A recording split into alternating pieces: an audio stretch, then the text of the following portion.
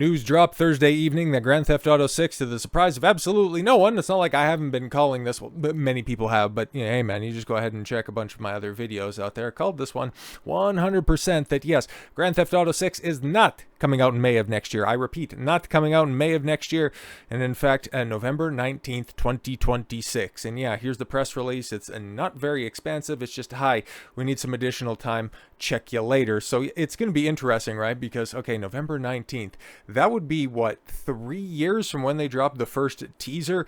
And they had already been working on this for over how long at this point in time? So by the time that the game potentially comes out November of next year, so a year from now, a little bit over a year, a week from a year from now, okay? When this game comes out, Grand Theft Auto 5 would have been out there, and yeah, it's still continuing to make money for 13 years. Holy man. Oh, I'm sorry, it came out in 2011. 15 years. 15 years of Grand Theft Auto 5. So honestly, this is a game that like still, okay, they could just go ahead and shadow drop it tomorrow and it's going to be the biggest entertainment launch of all time. It is going to have a knock-on ripple effect, not just for video games, but for entertainment in general, which kind of leads me to believe that, you know, Avengers Doomsday, that's going to be coming out about a month later, don't be surprised if that one ends up getting bumped a little bit. But yeah, coming out right before Thanksgiving, I mean, I wonder if turkeys are asking if we could just go ahead and, you know, move up a week or something like that. Because in the meantime, okay, guys, okay, I've already had the Game Awards circled on my calendar for a minute because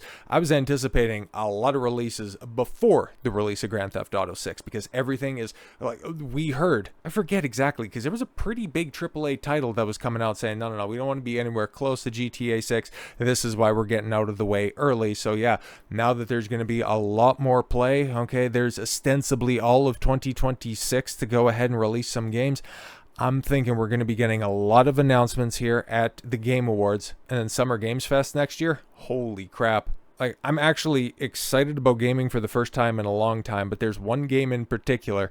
Well, it's in the title. You guys already know what I'm going to be talking about here. Okay, and I've already thought, like, I had about an 80 to 90% expectation that at the Game Awards, we're going to be hearing something about Remake Part 3. Final Fantasy VII Remake Part 3 already has a lot of playable content. And I'm also thinking because, okay, if Grand Theft Auto 6 is going to be coming out in November, okay, and we know that the Remake trilogy so far has classically had early in the year release dates, does this end up getting bumped? Does this end up getting moved earlier? Could we potentially be seeing it next year? God, I fucking hope so, but I also don't want it rushed. Okay, I don't want this rushed. Because this is legitimately the one game that I'm looking for. This is the one entertainment thing I'm looking forward to. And if they drop a trailer, they make an announcement, they put 2026, and even better, they put first couple of months of 2026, I'm going to lose my fucking mind. And yes, look forward to a lot of coverage of this game. And look forward to me getting around to doing that big long man style Rebirth video. Mostly because I'm really getting the itch to want to play that again. It's been a long time and I've been playing some really fucking bad games. Actually, I haven't been playing any games in the past 2 months. I think it's been about 2 months since I picked up a controller, but I digress. Let's talk about Remake Part 3 already having a lot of playable content. Oh my god, this is news to my ears.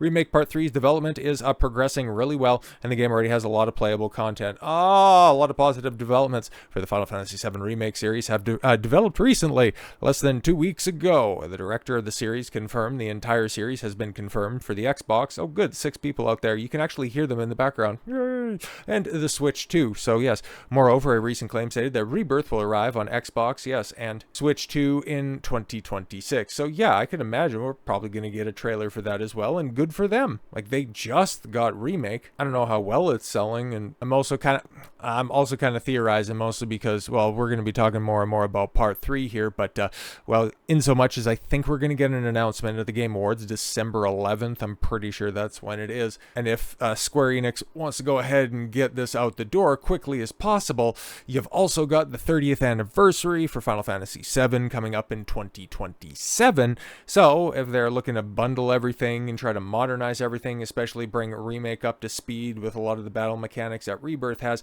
and repackage that for the 30th anniversary, I could see them doing that because, okay, we're going to talk about one other interview that Hamaguchi-san has been running around talking about, because this guy loves talking about his game, which is another reason why I'm thinking we're going to be hearing something sooner rather than later on it, where, yeah, doing the whole 3-part bundle, putting it into one complete package. Yeah, do that for the 30th anniversary. Don't make us wait that long for another one, okay, because it was, what, 4 years between Remake and Rebirth? And to be fair, Part 3, which I'm still betting is going to be called Reclaim, like, it's going to be, God, if they do everything, because let's be honest, Rebirth was very true to the story of Remake. Oh, I'm sorry, to the story of the original, rather. There's a lot of shit that needs to happen in Part 3, like a lot of stuff. So anyways, during an interview with Automaton, okay, Final Fantasy VII Rebirth Director Naoki Hamaguchi provided an update for Remake Part 3. The director first revealed that Rebirth is doing very well on both PlayStation and PC. Yeah, man, this really makes, okay, because I'm recording this Thursday evening, right, and this weekend everything is shaping up nicely to properly do that. I guess what's the least douchey way for me to say this, but the whole reimagining for the channel, doing a channel update or whatever. Ugh, all that shit is so cringe. But yes, I want to change a lot of the aesthetics. It's been a long time since I've done this, and I finally have the time to do it, so it's shaping up nicely to do that. But then also just take an opportunity to not work on the channel for the first time in, holy shit, years at this point in time, every single day. And yeah, just taking a step back and playing a game. I was thinking of playing Kingdom Hearts, but yeah, man, now that I'm talking about this again, I'm kind of wanting to restart the whole Remake Rebirth trip again. Oh man, it's calling to me. It's really calling to me, especially seeing what new stuff with mods are out there. Oh man, I'm talking myself into it, but better get back to this. But yes, Hamaguchi knows that the players have concerns, but players should not worry. Square Enix will be able to deliver a proper high-quality third installment, please, to the fan-favorite series. Hamaguchi added the Final Fantasy VII Remake Part 3's development is going really well, and everything is shaping up nicely. The director added that a lot of content is already playable. Oh my god, I want to see what they're doing with the Highwind, because I know it's going to be cool. I know it's going to be awesome. It's just, what are we doing with that? And also, what are we doing with the Chocobo farm? Oh, I'm so excited. Yeah, so indicating that development has progressed a considerable amount. The title already has the direction and form are firmly set in place, and the team is now united around refining everything. Oh, man, this really does get the gears turning. But yes, in another interview, Final Fantasy VII Rebirth director laments how video games have lost the joy of discussion and theorizing. I 1000% agree with this, mostly because a lot of shit that's out there. Okay, and this is another big reason why I really like Remake and Rebirth. They're just games, bro. They just want you to really like them and play them and have fun. There's no microtransactions, and especially with Rebirth, like, you get 200 plus hours of content. If you want to go through hard mode as well, even more than that. Now that I've had some time between my playthroughs, I'll be able to check in and see if there's any of these pacing issues that are out there with all the mini games I've heard so much about. But all of that talk about a woke game, I mean, like, I've just delved through some slop here in the past few months and stuff, playing through a bunch of games that I was trying to give a second chance or a first chance look at. Stupid Final Fantasy 16. I fucking hate that game. Trash game with terrible characters and a stupid plot line. And fucking mash square to win. But Remake has some DLC, some damn good DLC that you get a lot of value on. You get a dozen hours for, what, $20, and brand new mechanics in that. And a super sweet mini game in the form of Fort Condor is well introduced there. But that's it. No skins, no battle passes, no shit like that. It's just, hey, here's the world that we created with a lot of love and respect, and we hope you like it. And it's also got the best soundtrack that you're likely to ever hear in fucking gaming, with characters you don't see fleshed out this well literally anywhere else. I've also got to check in with Clair Obscure Expedition 33. I've heard that is exceptionally good, but at least for the games that I played, yeah, nothing comes close to Rebirth. It really doesn't, man. But yes, so yeah, even still, like, even if I haven't played it, God, when did I, put down my last playthrough? April or something like that? It's still, whenever I'm thinking, it's still at the front of my mind. I'm wondering what they're going to do with 3. I wonder what that ending means. I wonder what's happening with Aerith. I wonder what's happening with the live stream. What's Sephiroth doing? What changes are they going to make? Are they going to make any changes? Are they going to work this in here, that over there? What's going to happen fleshing out the gold saucer? You can do that because this is a game that is crafted with care, not as a means to be a platform for microtransactions. That's why, yeah, a lot of the joy of discussing and theorizing gaming has lost, because your competition, they're just all slop farmers that don't really care about the story, don't really care about the characters. It's just all a means to the next dollar to wring out of your customers' pockets.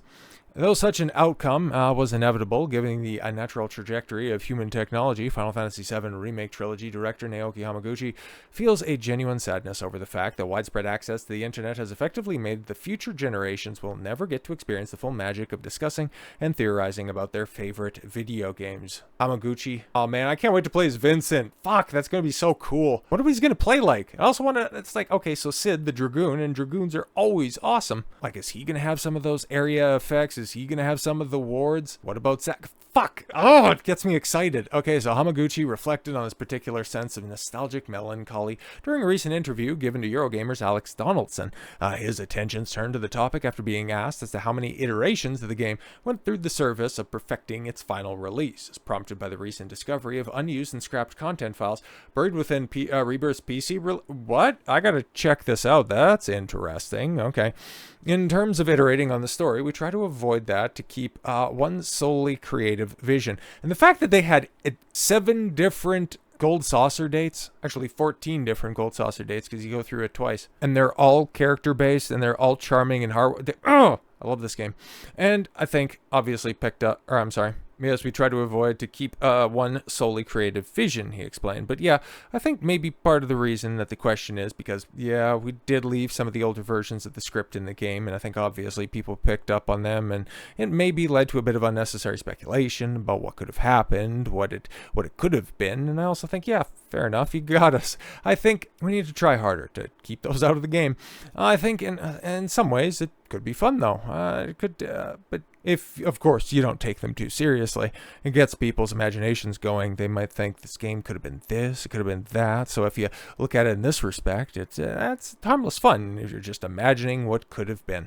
Met by Donaldson's own enthusiastic recollection of how the discovery of content within a given PC game that would cause players to go absolutely speculation crazy, Hamaguchi asserted, I'm feeling as well how this is a kind of sign of the times change. In some ways, we've lost that aspect to entertainment. Like you say, back in the day, people didn't know the official information. It was very difficult to find these things out. So you speculate about these things. Oh, if I maybe did this and I was able to bring this character back, or in the special series of actions, I can maybe get this thing that you normally can't get. And given the fact that he's working on one of the games that has, a quintessential mod or a cheat whenever you go to bring Aerith back, spoilers, I guess, for a nearly 30-year-old game, but I digress. It's interesting. Obviously, ultimately, you couldn't bring them back and you couldn't go get it, but to see people speculate about it and that kind of discussion and theorizing among friends was kind of the part of the way that people enjoyed it back then.